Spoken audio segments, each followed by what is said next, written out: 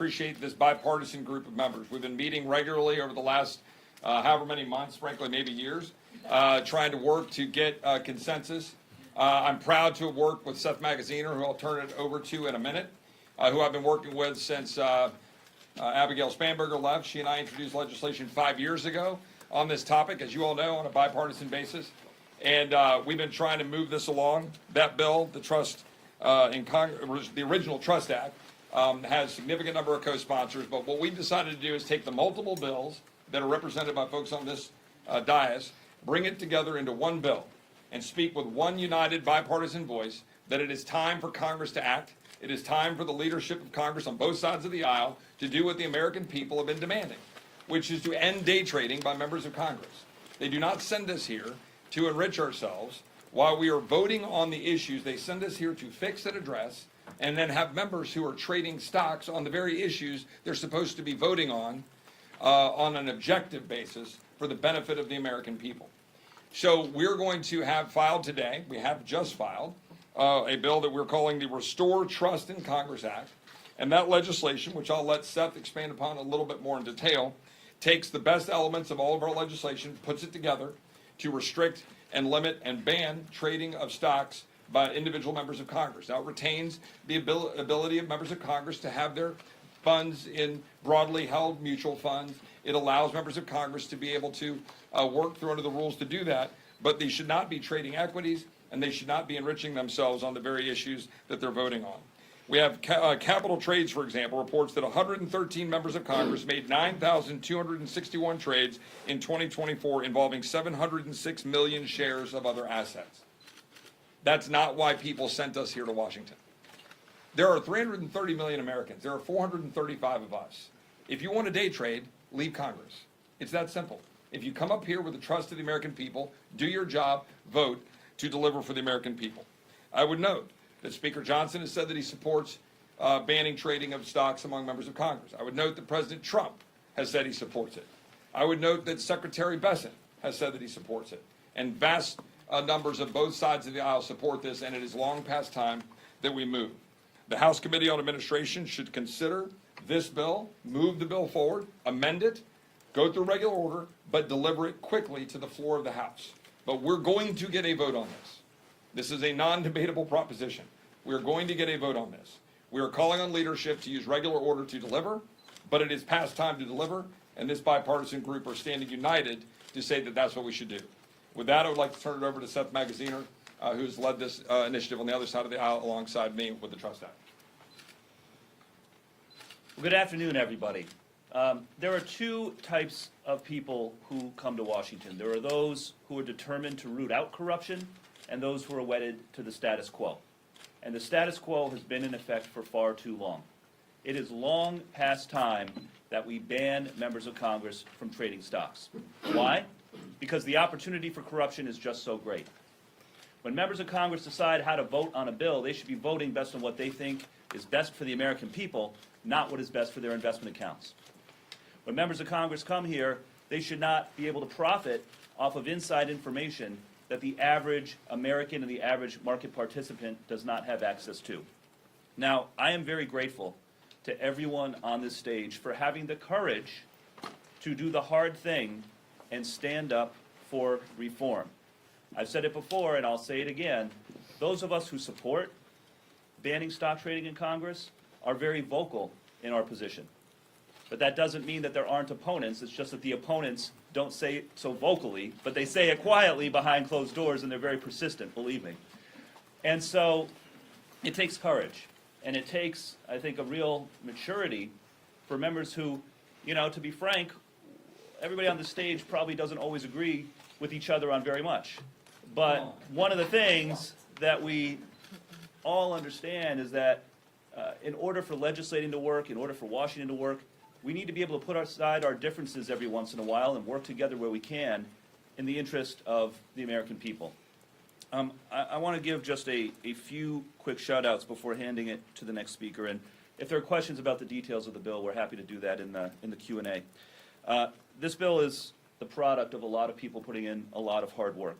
And in my view, this bill is far superior to any bill on this topic that has been introduced so far. including our own that I introduced with Chip. This is the product of a lot of negotiation and also a lot of listening to experts and to members about what can work. This is a bill that can pass and should pass. And as Chip called out some of the prominent Republican leaders who have been supportive of this effort, I'll call out a few of the Democratic members, starting with our own leader, Hakeem Jeffries. Hakeem has been steadfast on this. He was the first member of first leader of either party in either chamber to come out in support of a stock trading ban. I've been in regular conversation with him, as I know Pramila and others have as well. He is with us in this effort. I want to give a big shout out to all of the Democratic members on this stage, particularly Pramila Jayapal, who has been leading on this issue for years and who I have enjoyed working with and learned a lot from through this process. Alexandria, Ocasio-Cortez, Dave Min, Raja Krishnamurthy, who's been leading on this for some time. I know that we have, I think that's all that's actually here today, but others who have been supportive of this as well, here in spirit. And I also want to give a shout out to Abigail Spanberger. Abigail, as Chip noted, was an early leader on this issue, an early initiator of this movement. And although she has left us for other pastures, I know that she is very pleased with the progress that we have been making. So with that, the time has come. Let's get it done. And I'm going to turn it over now to someone else who's been a great partner as we've been meeting through the spring and the summer, Representative Fitzpatrick. Thank you, Seth. Good afternoon, everybody. It's not every day you see this cast of characters up here. These are all smirking out there, but that's a good thing, and it speaks to the power of this cause. How did we get here? Pretty much everyone up here had their own version to accomplish the same goal. Myself and Alexandria and Raja had a bill. Anna's had a bill. Seth, Richard has had a bill. Seth, Chip, Pramila, Scott, you've been co-sponsoring a lot of these bills. I mean, every single one. And Seth came to my office, was that earlier this cycle? As you did to all the individual bill authors, and said, can we find a way to merge all these bills together? And that's, in fact, what's happened here. Many of you knew I spent my entire career before here as an FBI agent. When I came here, it wasn't a revelation. It confirmed what I already knew, that members of Congress have access to inside information. Period. End of story. And that being the case, a lot of opponents to this will say, well, we already have insider trader laws on the books. This is why it's different. If you're a typical run-of-the-mill insider trading case, you're sitting on a company board, you have access to one company's information that is imminent, that's been voted on or about to be voted on by a board. Members of Congress, just by being on the floor of the House, have a much more clear purview, being behind the curtain, of whether a CR is going to pass or not, whether there will be a government shutdown, is AI regulation going to pass or not. Just a much clearer sense for the likelihood, the probability of things coming to fruition or not coming to fruition. And for anybody in this institution to trade off that information is illegal and unethical, both. We are dealing with the ethics piece. The criminal law will remain on the books. But this ethics bill, and that's what this is a culmination of the efforts of everybody here on the stage. And I'm very, very proud to stand in partnership with each and every one of them, because this is beyond an 80-20 issue. This is a 95-5 issue, and the 5 that are against it are probably in this institution day trading.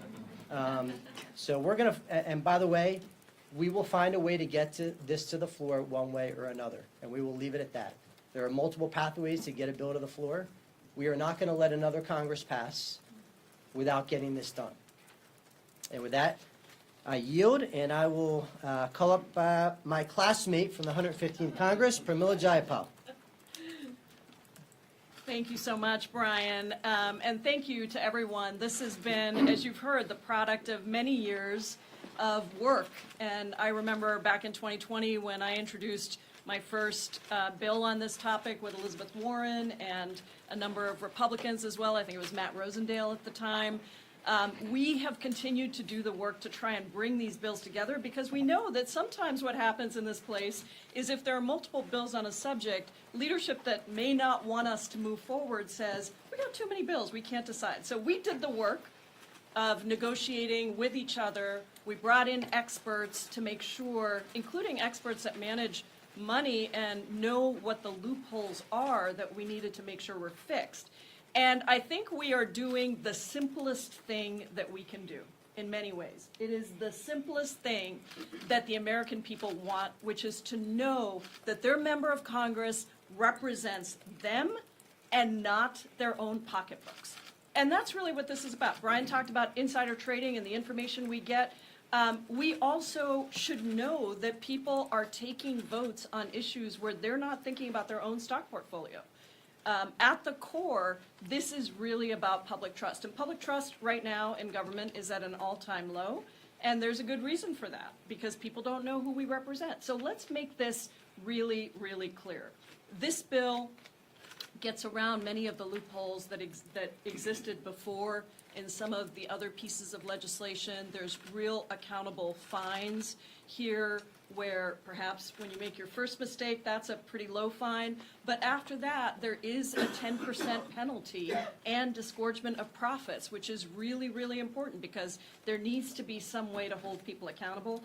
And we know that there are a lot of places that essentially trade on their ability to get us to do certain things that benefit big corporations out there, benefit our own pockets. And so I'm really excited that we're in this place. We've been here before on the stage, actually, with several of us that have been here over time, but I do feel like this is different this time. I feel like we are really at a place where we brought all the bills together, and we are going to, as Brian said, we are going to get it to the floor, whether it's through whatever process that looks like. So I want to thank all of our, trying to be vague here, all of our friends on both sides of the aisle that have been really clear about standing up for the American people, standing up to make sure that we represent them and not our pocketbooks. And with that, it's a great honor to introduce my colleague, Representative Tim Burchett.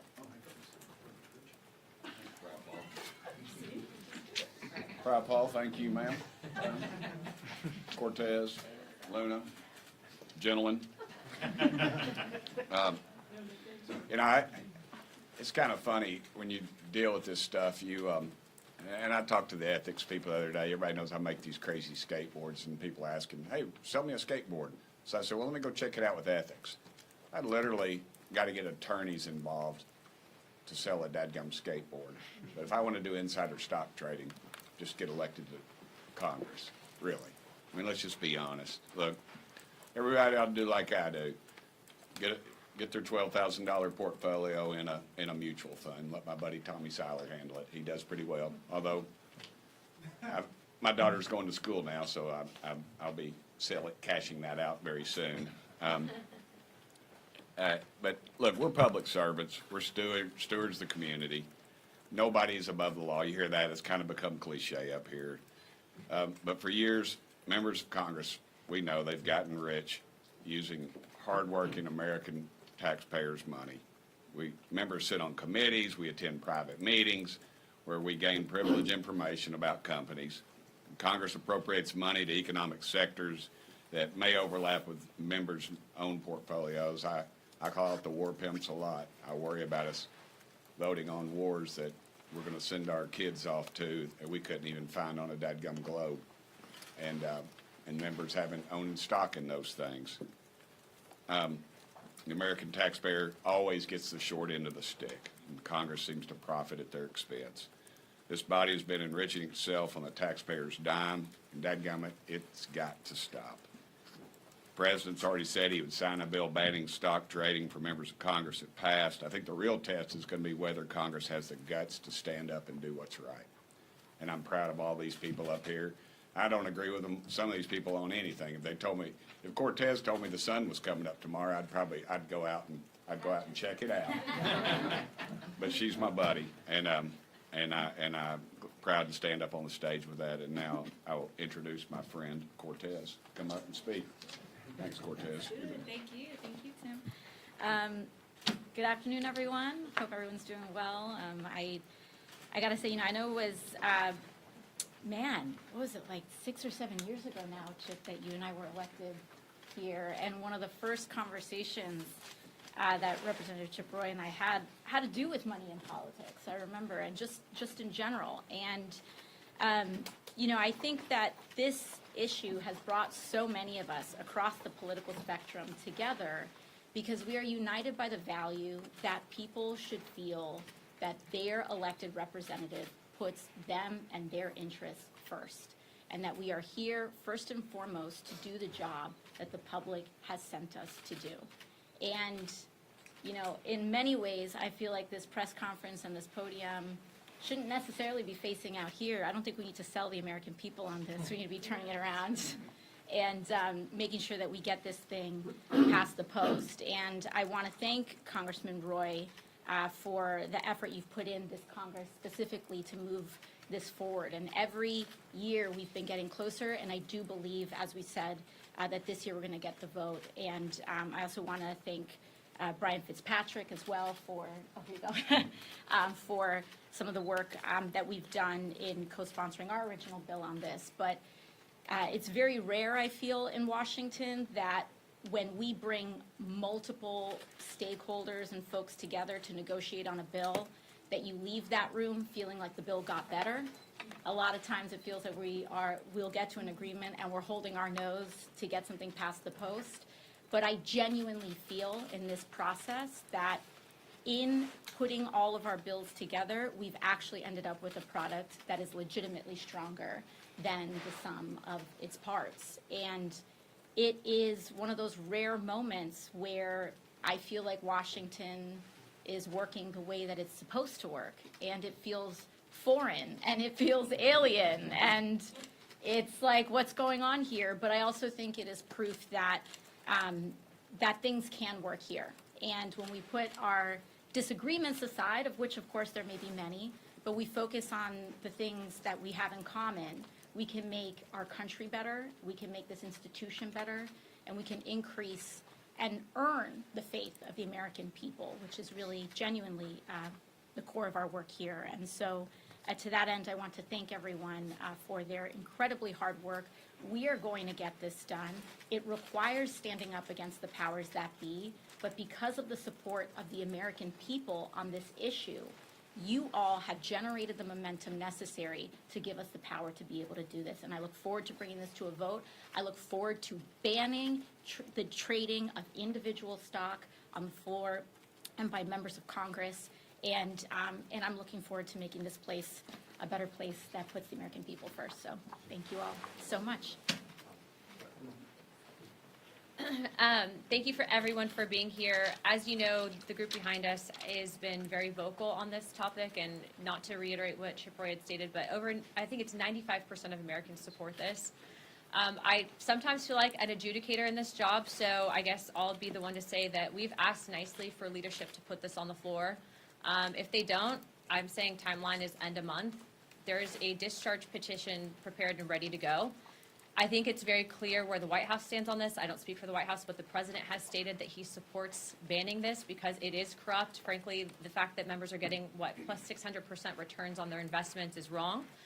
But more importantly, how could you ever be expected to represent your constituents when you're clearly worried about your pocketbook? And so that's why we're here today.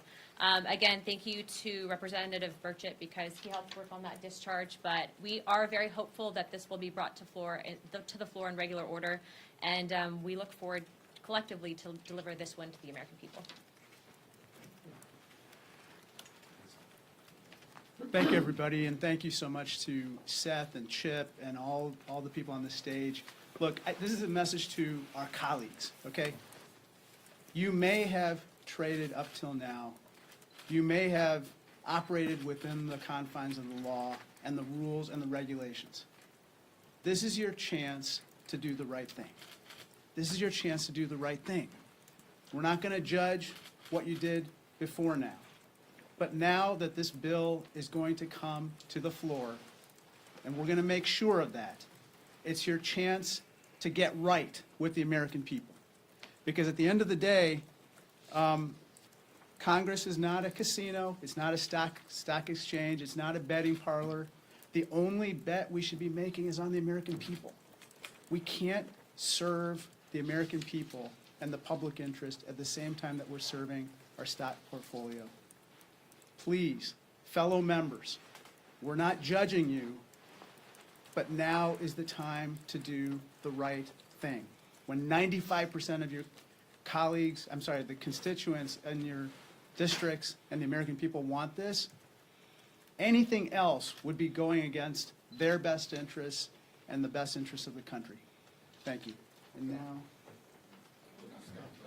Scott. So, look, a lot of the country there's a lack of trust in the government, and this is an opportunity to earn some of that trust back. And quite honestly, when many Americans say, why can't any of you people get together on anything? Up here you have the left and the right standing on the stage for the same issue, for the same cause, which should be an indicator to everybody that this is absolutely the right. This is one of the times when the American people and Congress can get a win. And I would just say, I would sum it up this way. Nobody drafted anybody. Nobody made you run for Congress. You decided you wanted to serve and you ran. Well, coming to Washington, D.C. and serving isn't about what you can get. It's about what you can give. And so I thank the leaders for their courage to bring this and push it and be doggedly about it forever and ever to make sure it gets done. God bless you. Look, the reality is there are 200 million reasons why this bill needs to come to the floor. That's how much members of Congress profited, and a small minority of members of Congress profited from insider trading. I just came to Washington last cycle. I beat an incumbent who had been trading on the Financial Services Committee. And this isn't a Republican or a Democrat issue. Look at the folks behind us. This is a group of individuals who are fighting because it is unfair that members of Congress are trading on insider information and performing 60% better than most of the trading companies in New York City. The reality is this. We have all had great ideas. We led the Stock Act as one of our first bills. Chip has been able to bring together a team from both the left, the right, and everybody in between to be able to put something forward that actually provides integrity back to what this place so desperately needs. The draining of corruption, the holding accountability of elected officials, and most importantly, giving back a little bit of trust to the American people that the people who are up here fighting for you are actually delivering. And as Anna Paulina just highlighted, the shot clock starts right now. We can end insider trading. We can help restore integrity to government, and this team right here is the one who's going to help get it done this cycle. I'm so proud of everybody who's been working on this, and I'm privileged to be part of this team. Thanks, Chip. So do you want to come up here and we'll field some questions on these specifics? I do want to say one thing, though. While I'm proud to work with everybody here and have been proud to be on this issue for a long time, Seth did an enormous amount of the legwork to bring all this group together and went around office by office. Everybody has been doing this together. Anna and Tim have been working hard to try to put pressure to get it to the floor. I think all of us have been working on this together jointly to get this done. So I just want that to be very clear. Yeah. Thank you. Could you please talk about how, if at all, this would impact the White House and the executive branch if this bill were passed? This legislation focuses on Article 1. It focuses on Congress. Now, there's a great deal of support. I don't want to speak for everybody collectively. I think there's a great deal of support for the executive branch also being, subject to the provisions that we want to put forward. We think all three branches. It ought to be very clear that nobody's benefiting from trading stocks while they're making judgments and leading and executing. This bill, though, I think rightly focuses on Article 1, so we can look at our colleagues and say we should take care of ourselves. Yep. Congresswoman Luna said that if this bill isn't put on the floor by the end of the month, that she'd put forward a discharge petition. Are both of you prepared to support that discharge petition? Is that the same timeline you envision? I'll let Seth speak to that. Look, my view is right now, the Speaker said he supports it, the President, Secretary Bessent, this group, large numbers of members of Congress. We've been very clear that we expect to vote. So we would like to see this move, and I'll let Anna speak to it herself, but I'd like to see this move through regular order. We expect it to move through regular order. And if it doesn't move through regular order, then we'll decide what we need to do to make sure that it gets a vote. But it will get a vote. Yeah, I'll just say, I certainly don't speak for every Democratic member, or just for myself, but, I come at this being agnostic as to how it gets to the floor, whether it's through regular order, whether it's through a discharge petition, a suspension of the rules, whatever, as long as the underlying substance is strong enough to end this corrupt practice, and also well thought out enough that it can earn the critical mass of support that it needs to pass the floor. So as long as the underlying bill is the right bill, and I think the one that we're introducing today is that bill, then, how the Speaker chooses to bring it to the floor is up to him. But we do feel some urgency because the American people feel the urgency. And as long as the underlying legislation is good enough to get that critical mass of support, then, however it gets there is fine with me. Where did you guys land, and can you give more specifics on family members and how this affects who? Yeah, so spouses and Yeah. dependent children are covered in the bill. They have the same restrictions as members. Dependent children. Yeah, dependent children. One of the things for those who do actually support Congress members being able to trade stocks is they say, we want to encourage people to run for Congress across all spectrums. For some folks, really being able to have to give up their stocks, give up their assets is a huge disincentive for having the public service of running. How do you respond to that?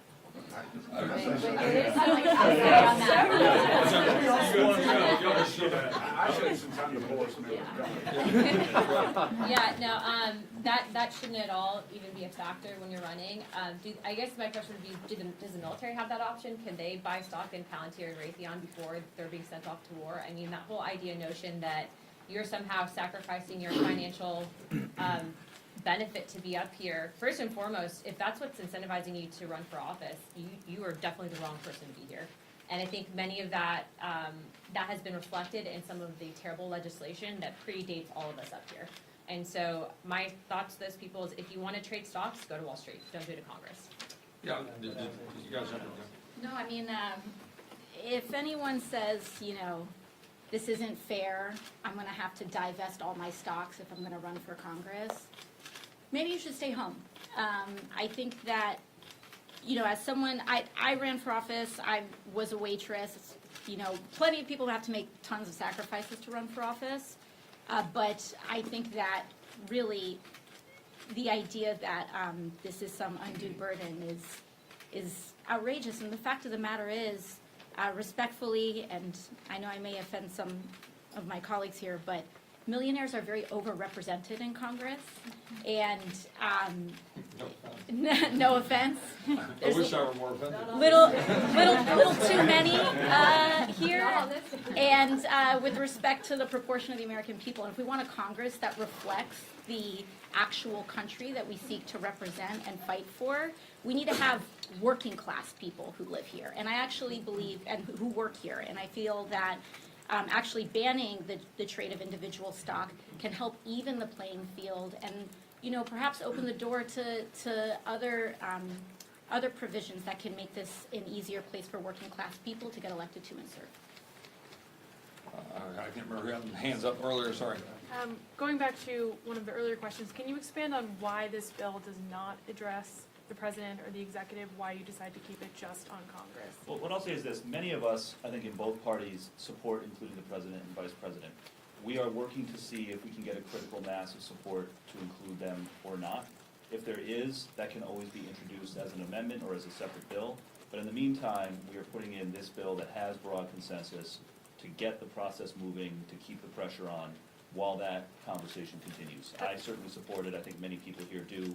We're working to see if we have that critical mass. To the Republicans here, though, has the president advocated that against this bill being expanded, or where do you stand on that? I've got no indication of that whatsoever. All I've gotten is support for this, and what we're trying to focus on, and I think rightly, is can we not look in the mirror as the members of Congress and go ahead and decide how we should operate?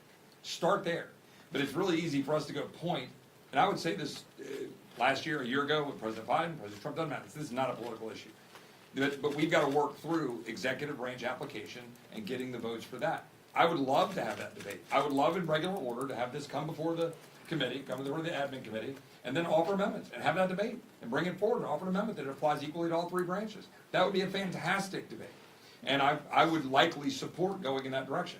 But I think we need to focus right now on one very clear message.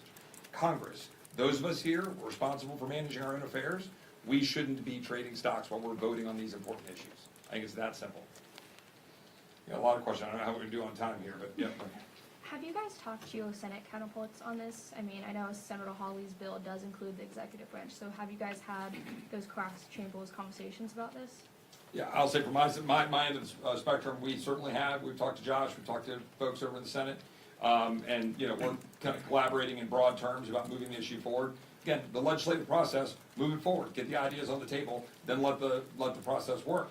But again, the critical element here is that the speaker and our leadership move it forward, get it in regular order. Otherwise, you don't get to have those debates and those amendments, and then we have to figure out how we're gonna move it, but we're gonna move it. Yeah. If I can just add in, sorry, real quick, we also too made really sure that there were no loopholes that people could exploit and get out of if they're caught doing this. And so when we say that we brought the best of all of this legislation forward, that's exactly what we did. So this is the best shot we have, slimmest majority in US history, bipartisan support. I can speak for myself, but I think there would be a lot of Americans supporting shutting down the House floor to any legislation until Congress can undo a lot of the corruption that currently exists here, and it starts with this bill. So they've called votes, we're gonna take a couple more quick I'll questions. just say Seth, go ahead. real quick on the Senate. So yeah, I've been in touch on the Democratic side with Senator Ossoff, with Senator Kelly, who are the leaders over there. I know Pramila's been working with Senator Warren. Really important point though about the Senate, like this is gonna need to clear 60 votes in the Senate. So this is a bipartisan issue because we have great leaders on both sides who care about it, but it is also a bipartisan issue by necessity. And that is part of why we've come together as a group, working so hard to find consensus. All right, a couple more questions. Go ahead. Can you speak, you're all alluding to it, but since you are quite the diverse group of members, can you speak to how you work together and how you maybe overcome or set aside some of the differences that you have on other issues to focus on this, to push it forward, maybe a discharge position, whatever it may be, but a little bit of behind the scenes, if you would. I tend to forgive the Democrats a lot, that's why. I'll just give a 30-second going back to when Abigail and I first did this. It sat down literally over, we were just having dinner, we were having, a beer and just talking about the need to solve this problem. And then that has been the way for me. This has occurred with multiple of my colleagues over the last 4 or 5 years. We've all realized how much we have a passion for getting this done, but I'll let you address kind of how we've worked on it over the last 6 months or whatever. Yeah, I mean, I think that's probably an experience that each of us had. For me, it was with Ken Buck, who's no longer here, and Matt Rosendale. But I think in this iteration, we started by looking at all the provisions that all the bills had and kind of identifying where were the places where we diverged, and started with some of those things. And so things like, do we allow qualified blind trust or not? This bill does not. And going through each of those together. So Seth did a great job of working with all of us to get us all to the same table. But then also we brought in, like I mentioned earlier, experts who said, have you thought about, who reviewed kind of the basic ideas we were playing with and said, have you thought about this loophole? Have you thought about this loophole? How do you handle this thing? And so we were able to also take into account some of the different pieces that maybe hadn't been in the bills. We also looked at the Senate bill and just kind of compared the two, because obviously the closer the two are, the better. But I've been in touch with Senator Kelly as well. He was just out in Seattle. We were talking about this. And I think that there's just a lot of interest. And the bigger the vote is in the House, we all know this, the bigger the vote is in the House, the better it is for the Senate, because it puts pressure on the Senate. It makes our bill the main bill, and hopefully that then becomes the vehicle that moves forward in the Senate. But it was a pretty detailed process. Everybody got to weigh in, and different people had concerns about different things, and we just worked through it until we got to something that everyone felt good about. As Alex said, not a place where we left feeling like, oh, I gave something up. I really do think, as all of us have said, that it was just strong. Just very quick, the one thing that I immediately noticed when I was in the room with all of my colleagues here is that I think an impetus for a lot of us running for office is to resolve injustices in the system. We have different perspectives on what that is. We all agree on this. And the disconnect between the public and this institution in terms of that gap in trust, this is a main, huge driver of that. So that was a common belief that all of us had. And I was really proud that this group came together. Last question. You talk about, of course, trying to cover as many loopholes as possible. Is that kind of what gives you guys this confidence that this bill could pass now, or do you feel like this topic is just kind of reached a tipping point? Yeah, I mean, we got to get it to the floor. But I think putting this all together, I think has given us now a much better position, because we're now united that it has the best elements of each of the bills.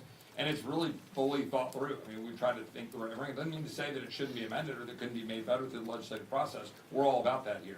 But, to have this deal with disgorgement of profits, to have a 10% penalty if you're going to go ahead and trade even though you're not supposed to apply to family members and dependent children, but to be very clean and very specific as it relates to the securities in question, and to also allow for the ability to have a tax ability to move it, say, from equities over into a fund to encourage members of Congress to do it. We try to listen to members and try to take in information about, okay, we want everybody to do this when they get here to address that issue about, well, why do you get people to run for Congress? Well, fine, we won't make you have a big tax bill, but you are gonna have to, divest of all of those individual equities and put them into broadly held funds, so you're not being able to day trade.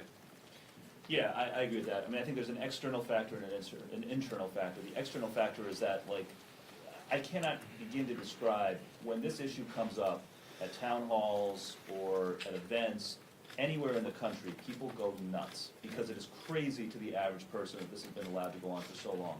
And I do think that, in part, due to some of your great coverage these last few months, we have reached a tipping point where the pressure from outside the building is becoming too much for leadership to deny. Inside the building, it's been I gotta say, a great collaboration. I'm only in my second term, I'm relatively new here. I hadn't worked with several people on the stage before, but every time we met, people came prepared. We in a painstaking way, went through every possible issue or concern that we could think of.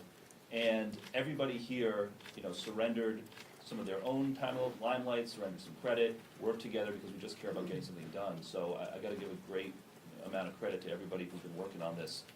It's been a very good group to work with, and we're determined to get this done. Thanks, everybody, we gotta go vote, appreciate it. Thanks, guys.